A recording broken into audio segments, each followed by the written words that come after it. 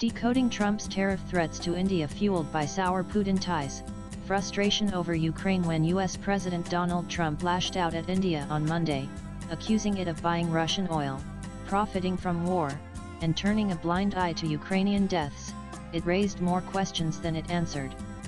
Why would a close partner like India face such blunt accusations? Why now, and why in such stark moral terms? According to analysts, the answer may lie not in New Delhi but in Moscow. The real trigger, they suggest, could be the collapse of Trump's diplomatic outreach to Russian President Vladimir Putin, and the looming pressure of a self-imposed ultimatum. Trump had returned to office in January 2025 with a bold promise that he would end the Ukraine war within 1 week. But after months of unanswered diplomatic overtures and shifting timelines, he publicly set August 8 as the final date for a ceasefire deal. With that deadline now days away and no signs of Russian cooperation, his frustration appears to be spilling over. India, analysts say, could now be collateral damage. If Putin were not ignoring Trump's calls to stop waging war in Ukraine, Trump likely would not be going after India so hard for buying Russian oil, said Michael Kugelman, a Washington DC-based South Asia analyst. He's clearly taking his frustration with Putin out on India. True, Trump also wants India to buy even more and pricier American oil. In 2021, before Russia's invasion of Ukraine, India was actually the top destination for American oil. India ramped up Russian oil imports post-invasion. But don't overlook the peaky at Putin factor. Michael Kugelman August 4, 2025. Kugelman added that trade could be a secondary factor. In 2021, before Russia's invasion of Ukraine, India was actually the top destination for American oil, he noted. After the war began, India shifted sharply toward discounted Russian crude. While Trump may want to claw back that lost market, Kugelman warned that the current tariff threats go beyond oil economics. Don't overlook the peaky at Putin factor, he said, referring to the idea that Trump's anger at Putin for ignoring his ceasefire push is being redirected at India, one of Moscow's most visible oil customers. In the early days of his second term, Trump appeared confident. He reopened channels with Russia, sent his envoy Steve Witkoff to Moscow 4 times, and made friendly overtures. The US under Trump even blocked a UN resolution condemning Russian aggression. Russian media cheered the shift. In one meeting, Putin gifted Witkoff a portrait of Trump, a symbol of how far the optics had moved from hostility to accommodation. But Trump's primary objective, an immediate ceasefire, proved elusive. In late July, after repeated attempts to engage Moscow, he publicly declared August 8 the non-negotiable deadline for Russia to halt hostilities in Ukraine, slashing an earlier 50-day window to just 10 days. As the deadline neared, his rhetoric turned sharply hostile. He began describing Russian strikes on Ukrainian cities as disgusting and disgraceful, and warned of sweeping sanctions and secondary tariffs on nations trading with Moscow. Then came a flashpoint. After Trump called Russia and India dead economies, former Russian President Dmitry Medvedev hit back with a nuclear-laced taunt, mocking Trump's walking dead rhetoric and warning of the dead hand, a Cold War-era automated retaliation system. Within hours, Trump responded by ordering 2 U.S. nuclear submarines to undisclosed appropriate regions. Though unrelated to the ceasefire plan, the move marked a symbolic escalation.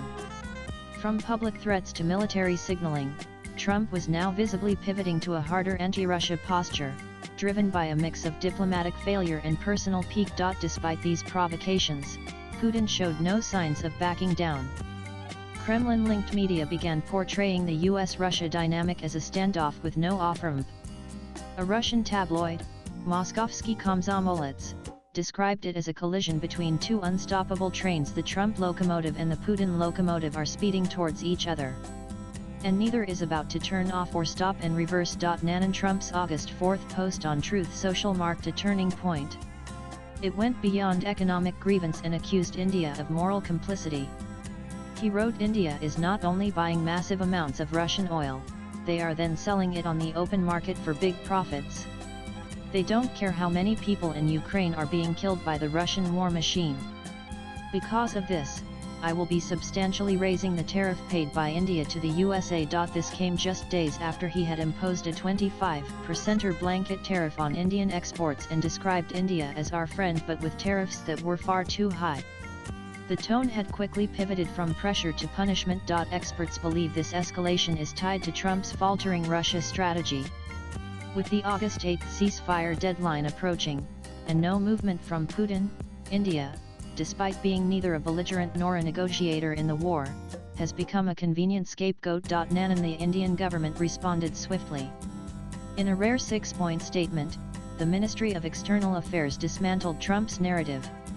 It pointed out that India only increased oil imports from Russia after traditional suppliers redirected their shipments to Europe, and that this shift had the explicit encouragement of the US, which at the time was trying to stabilize global oil markets. More significantly, India called out the West's double standards. The European Union, the statement noted, traded goods worth $67.5 billion with Russia in 2024, far more than India's total. The US itself continues to import Russian uranium, palladium, and fertilizers. The targeting of India is unjustified and unreasonable, the statement said, asserting that India would take all necessary measures to safeguard its national interests and economic security. The government also denied Trump's claim that India was profiteering from oil by reselling it globally. Ajay Srivastava, a former trade official and co-founder of the Global Trade Research Initiative, said that the accusation was not supported by any credible evidence. India's refineries, both public and private, buy based on price, logistics, and security, he explained. There is no government mandate to buy Russian oil, nor proof of strategic resale to third parties. Nan and India's sharp response has found backing from key foreign policy voices. Former Foreign Secretary Ken Walesival wrote on X that India has issued this statement that explains the rationale of its decision to buy oil from Russia and the hypocrisy and double standards of the US and Europe. India is conveying that it will not cow down to threats. India has issued this statement that explains the rationale of its decision to buy oil from Russia and the hypocrisy and double standards of the US and Europe in targeting India while they themselves do trade with Russia. India is conveying that it will not cow down to https://. James Amal 2zr Ken Walesival August 4, 2025. Strategic Affairs analyst Brahmachel Laney called Trump's behavior erratic and dangerous. With his scorched earth tariff policies and disdain for norms, Trump is a bull in the geopolitical china shop. Dealing with him is a challenge for any country, even more so for risk-averse India. Laney added that the irony is glaring. While the West criticizes India for buying Russian oil, it continues sending far more money to Moscow through its own trade, even as it fuels a proxy war against Russia in Ukraine. Nan and beyond the data and diplomacy, this episode may ultimately be about Trump's political credibility. His early vow to end the Ukraine war within days gave him a narrative advantage.